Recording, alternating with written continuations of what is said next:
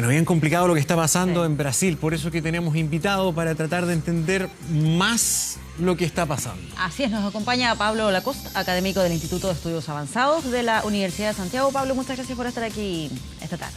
Un gusto estar con usted. Hola, Pablo. Empecemos A desarmar la madeja. al revés. Lo último, y después nos vamos al fondo del asunto.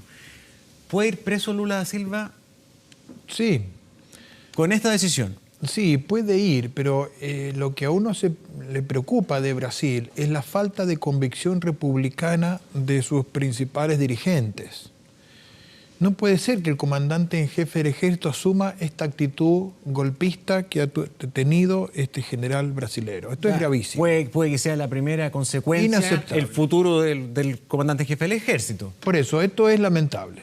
Es lamentable lo que hace Dilma cuando dice que si va preso Lula es golpe de Estado. Eso es lamentable. Va preso por corrupto, no por golpe de Estado. O sea, no tiene nada que ver. Entonces resulta que si es delincuente, pero es de su partido político y la justicia lo pone preso por haber cometido delito, es un golpe de Estado. Entonces ya no tiene convicción republicana. El argumento que ellos entregan es que sería una suerte de persecución política, poniendo en duda ahí la independencia del Poder Judicial. Está fuera de discusión que robaron el dinero. Ahora, usted me puede decir, bueno, pero robaron para pagarle al partido del actual gobierno de Brasil, principalmente. Sí. O sea, el actual gobierno de Brasil fue el principal beneficiario de lo que se robaron durante el gobierno de Lula y de Dilma para garantizar los votos necesarios en el Parlamento, para garantizar la gobernabilidad principalmente. O sea, Lula no es Cristina Kirchner, no es que robó para enriquecerse con los fondos fiscales. No, no es eso. Principalmente la corrupción que hubo en esos gobiernos, los 10.000 millones de dólares de Petrobras, fueron para beneficiar a el partido político que hoy está gobernando Brasil, a la derecha. Y a las empresas privadas, la derecha, que son los respaldadas por este gobernante, por este jefe militar, que también representa a la derecha. Entonces, la derecha y la izquierda en Brasil están polarizando y tensionando las instituciones porque no tienen convicción republicana. Esto es lo grave. O sea, se está movilizando la sociedad brasilera, unos de un lado, otros del otro, sin tener capacidad de diálogo. Se está restando el espacio de la política, de resolver los problemas civilizadamente y democráticamente con mecanismos pacíficos de solución de controversia. Esto puede terminar muy mal, ojalá que no. ¿Son ajenos a cualquier tipo de presión el Poder Judicial en general? Bueno, obviamente hay mucha presión de la opinión pública internacional sobre estos jueces. Ellos están hoy por hoy hablando ante el mundo. Digo, de la opinión pública, pero también de los políticos, de lo que pasa con el ejército, de todos los que finalmente intentan influir en esto. Claro, mire, dentro de la institución de Brasil, el poder más limpio hasta ahora es la justicia, que es la que ha logrado avanzar desde la fragilidad que tenían, ¿no es cierto?, los pobres fiscales, los empleados judiciales, la policía común, logró ir avanzando contra una maquinaria de poder y de corrupción feroz, ¿no?, con los mayores empresarios de Brasil involucrados, los más poderosos políticos, transversales, las distintas fuerzas, izquierda y derecha, y un puñado de ciudadanos brasileños honestos, liderados por algunos jueces, lograron avanzar contra la corrupción. Esto es muy bueno. O sea que la justicia brasileña tiene realmente en este momento una luz de esperanza para toda América Latina. Pero hay una enorme cantidad de fuerzas políticas que no son capaces de generar conceptos y actitudes republicanas. Esto es lo grave. Cuando usted no tiene esa concepción, es muy difícil establecer una convivencia, generar un mínimo de convivencia pacífica a nivel nacional. Y Brasil es un país de tamaño continental. Entonces, ya tuvo una crisis muy seria cuando estalló el escándalo de corrupción y quedaron presos los principales empresarios de Brasil y sus empresas quebraron. Esto generó el estancamiento de la economía de Brasil, lo cual arrastró a otros países de la región con consecuencias muy graves. Mucha gente ha sufrido pobreza, desocupación, frustración. Bueno, después Brasil logró repuntar un poco, pero necesita superar esta crisis, dejarla definitivamente atrás. Y lo que se ve para adelante es muy incierto, Porque si Lula logra salvarse, nadie le quita que él cometió delito, entonces Brasil va a tener un liderazgo sospechado de corrupción. Eventualmente candidato a la presidencia. Claro, por eso. Pero entonces va a quedar otra vez ahí un ambiente de desconfianza. Si queda en prisión, no hay liderazgos en Brasil. El candidato en este momento que lideraría las encuestas es un candidato que apenas lleva el 10% y representa una derecha muy reaccionaria, retrógrada, incapaz de crear los consensos necesarios para salir adelante. Entonces, es muy preocupante lo que está ocurriendo en Brasil. Y esos liderazgos no han surgido, tal vez también porque los actuales líderes como Lula da Silva no han permitido ese recambio. Y en parte por digamos, el caudillismo típico de América Latina, de los líderes que tratan de concentrar su figura, en la exaltación de las personalidades. Tenemos como una tendencia cultural muy profunda a otorgar un exceso de protagonismo a estos líderes, ¿no? Lo buscamos como los grandes salvadores y luego cuando se caen arrastran a todas las instituciones consigo, ¿no? Ahora, si cae Lula, probablemente podría ser un efecto dominó. ¿Qué va a pasar en materia política? ¿Qué va a pasar con los bloques, los que están detrás, los que también podrían comenzar a quedar frente a la justicia del mismo modo?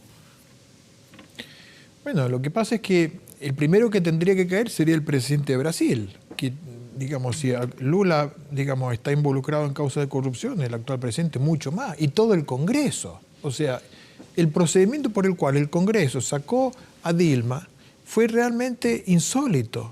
La tendría que haber sacado por corrupción, pero no pudo usar ese argumento porque la corrupción fue para pagarle coima a los propios parlamentarios. Entonces buscaron un artilugio. El impeachment. Claro, pero buscaron una excusa realmente banal para poder justificar esa decisión. Entonces, la falta de confianza del ciudadano brasileño común es muy profunda. Es como que se vayan todos, que ese es el ambiente, y en el fondo vemos que la corruptela ha sido absolutamente pareja para todos los sectores políticos. Mire, lo que habría que recomendarle a toda la audiencia es que vean la serie El Mecanismo en Netflix. Ese sería el punto de partida para tratar de entender la profundidad de esta crisis y cómo se armó una maquinaria, no solamente en Brasil. Toda América Latina desde los años 30 opera así, o sea, las empresas que coimean a los miembros del gobierno para que le pasen fondos públicos para beneficiarse. Esto es algo muy propio de toda América Latina. Serie que ha sido cuestionada por Lula da Silva, por la misma Dilma Rousseff y sus sectores afines. Amenazaron con querellas contra Netflix. Sí. Claro, sí, bueno, pero es que lo que ocurre es que, está bien, pero el procedimiento todos los conocemos. O sea, esto está en los diarios, es información pública disponible hace 10 años, digamos. Y no solamente en Brasil, ¿no? En la mayoría de los países latinoamericanos han funcionado así. Pablo, ¿crees que Lula tenga alguna chance de zafar de la cárcel? Lo pregunto porque en cada tribunal que ha estado le ha ido cada vez peor.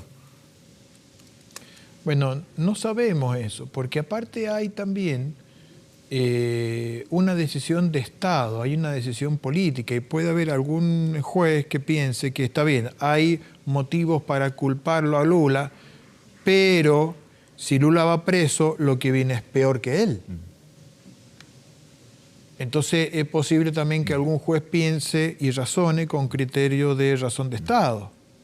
Porque si usted me dice que está Lula y al lado hay fuerzas políticas saneadas, transparentes... Entonces, como alternativa. Claro, entonces uno dice, bueno, el país se puede encarrilar. Lo que ocurre es que en este caso esa situación no la tenemos. O sea, el panorama es todavía más negro si cae Lula. Entonces, los jueces, afortunadamente no nos toca a nosotros tomar esa decisión porque es tremendamente difícil. Pero sabes que estaba leyendo, porque estábamos escuchando la transmisión del Poder Judicial brasileño. Están argumentando, algunos jueces se han tomado mucho rato, y uno de ellos hizo una larga exposición y dentro de sus argumentos, el juez Luis Roberto Barroso, que es de izquierda se supone, dice que ellos tienen el deber de fallar en contra de la corrupción, porque es tal el nivel de que en Brasil ya nadie está pagando por nada, todos salvan, los famosos, los políticos, citó también el caso de un futbolista, que todo funciona con coimas, que ellos tienen el deber de poner atajo a esto. Entonces la gran pregunta es también lo que tú planteas, si acá la judicatura va a fallar en derecho o con un criterio político. Y bueno, es muy difícil porque en este momento ellos están asumiendo el gobierno de Brasil y tienen que actuar con responsabilidad máxima. Es muy, muy difícil de decir. ¿El ingrediente de lo que ha pasado con las Fuerzas Armadas en las últimas horas cambia el panorama? Y si yo fuera juez, eso me implicaría apoyar a Lula. Si yo fuera juez y viene un general de la nación a amenazarme, por el solo hecho de defender la convicción civil y republicana de América Latina, yo fallaría en favor de Lula. Por ese argumento. Pensé que sea un argumento, una situación, un escenario más bien, un elemento político, más que lo estrictamente jurídico. La corporación militar ha hecho exceso daño y exceso destrucción en América Latina para ahora darse el lujo de actuar de esa manera. Claro, pero es a lo que voy. Esa resolución o esa medida en contra del quien emite estas declaraciones, ¿es algo que debe quedar en manos de la justicia o más bien en el poder político?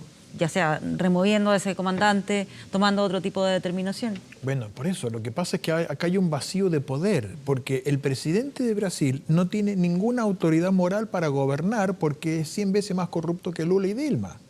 Y eso es público y notorio. Entonces, no tiene autoridad, no tiene poder, no puede decidir nada. Simplemente está haciendo un gobierno técnico que sobrevive meramente para evitar la anarquía y el caos. Pero no tiene ninguna legitimidad, nadie lo votó, nadie lo apoya, es el más impopular de América Latina, es verdaderamente un desastre como presidente. Entonces, ante el vacío de poder, bueno, muy bien, el vacío siempre alguien lo ocupa, ese poder. Pablo, no sé, tú debes manejar más las características de los jueces que integran esta corte para entender lo que está pasando a esta hora. Si tenemos la señal, tenemos en la sala de dirección la señal disponible, ahí está. Bueno, estamos viendo ahí los últimos momentos, los últimos minutos del juez del que hablábamos recién, que ha estado más de 40 minutos argumentando su voto, que ya lo pronunció, porque hasta ahora la cuenta va 3-1, continúa así, es el juez Barroso, pero después de él viene una jueza que es considerada como clave en esta jornada, que es Rosa Weber. Se dice que ese voto es decisivo para definir el futuro de este juicio. ¿Sabes por qué? ¿Sabes por qué es tan importante? ¿Cuál es la postura que tiene Rosa Weber, que es la que va a hablar inmediatamente después de este juez que vemos en pantalla? Mire, es muy difícil, digamos, adelantar pronósticos antes de que los hechos ocurran. El escenario en Brasil es muy complejo, imprevisible, están complicándose los procedimientos, esto está de alguna manera salido de madres, se ha salido del torrente institucional normal. Esto no podría estar ocurriendo, digamos. O sea, una persona que está condenada por la justicia a 12 años de prisión no podría ser candidato, no podría estar liderando encuestas, salvo que esté en una situación absolutamente excepcional, donde fuera de ese candidato el resto es el horror. La pregunta es cuánta transparencia soporta el sistema. Entonces, Lula y Dilma incurrieron en violaciones a la ley y en corrupción. A medida que se avanza en transparentarse esa corrupción, caemos en una situación cada vez peor. Los psicólogos suelen decir que la transparencia total es el horror. Los seres humanos no aguantamos la transparencia total. Bueno, Brasil está avanzando hacia la transparencia total. ¿Estamos preparados para ello? ¿Somos capaces de asumir las consecuencias que eso tiene? Porque uno puede decir, bueno, es necesario hacer como hizo Italia, mani puliti, que se derrumben definitivamente las fuerzas políticas, que se caiga la democracia cristiana, el Partido Socialista, y muchos pensaban en los 90, cuando ocurrió eso, lo que venga va a ser mejor porque vamos a construir sobre base sólida. Teóricamente sí, pero lo que ocurrió fue Berlusconi, que fue mucho peor. Bueno, se juegan muchas cosas en este juicio todavía en marcha, en desarrollo. Pablo Lacoste, como siempre, muchas gracias por venir. Muchas gracias por acompañarnos.